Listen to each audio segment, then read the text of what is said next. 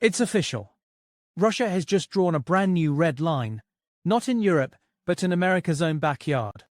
On Monday, Vladimir Putin signed a sweeping strategic partnership treaty with Venezuela, and this move makes the Cold War look like a chess warm-up. The Kremlin isn't playing small ball here. This isn't a handshake photo op. It's a full-blown military, economic, and political alliance stretching from Moscow to Caracas. If Russia were a poker player, this was the moment Putin slammed his chips on the table and said, all in. The treaty, first signed in Moscow back in May, covers everything from energy and mining to transport, communications, and counter-terrorism. Basically, if it moves, flies, digs, or explodes, it's now part of this deal.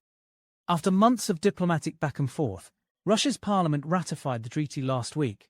Then Venezuela's National Assembly gave its green light earlier this month. And finally, on October 7th, Nicolas Maduro added his signature, sealing what he called a new era of resistance. Russia's Deputy Foreign Minister, Sergei Ryabkov, called the simultaneous ratification very important in the current situation. Translation: we see what Washington's doing, and we're ready to push back. Ryabkov accused the United States of putting Venezuela under unprecedented pressure, including direct military pressure. And he's not wrong. The Caribbean has turned into a floating chessboard of warships and carrier strike groups. The US has ramped up its naval presence under the banner of anti-drug operations. But let's be honest, that's like calling a tank a mobile peace vehicle. Caracas claims the campaign is nothing but a regime change pretext, and with warships skimming their coastline, they might just have a point. Maduro, never one to whisper, made his own announcement. He says Venezuela now has over 5,000 Russian-made Igla-S surface-to-air missiles deployed from the last mountain to the last city. That's right, 5,000 portable anti-air systems that can knock a jet out of the sky faster than you can say, no-fly zone. The Igla-S is Russia's man-portable air defense system. Think of it as a shoulder-mounted wasp with an attitude problem. It locks onto heat signatures and can strike targets up to 6 kilometers away. If the US even thinks about a low-altitude flyover, those missiles are ready to park back. Maduro called them one of the most powerful weapons that exist. And while that might sound dramatic, in Venezuela's hands, it's not just rhetoric, it's deterrence, Soviet style.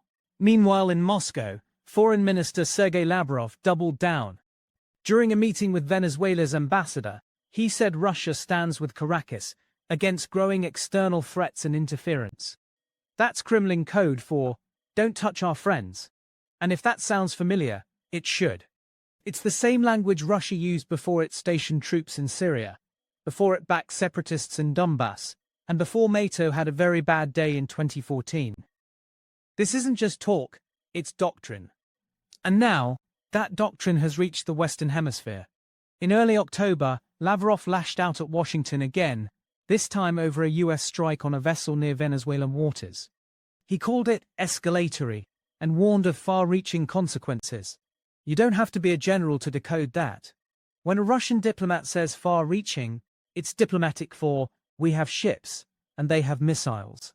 And now, with the USS Gerald R. Ford reportedly maneuvering in the Caribbean, and Russian cargo planes quietly landing in Caracas, the question isn't if tensions rise, it's how fast. It's like two heavyweight boxers circling the same ring, only this time, one's wearing a hammer and sickle mouthguard, and the other's got an eagle tattooed on his gloves.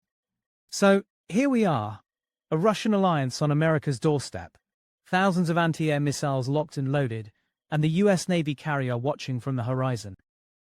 History, it seems, just booked another sequel, and this time, the Caribbean might be the opening scene.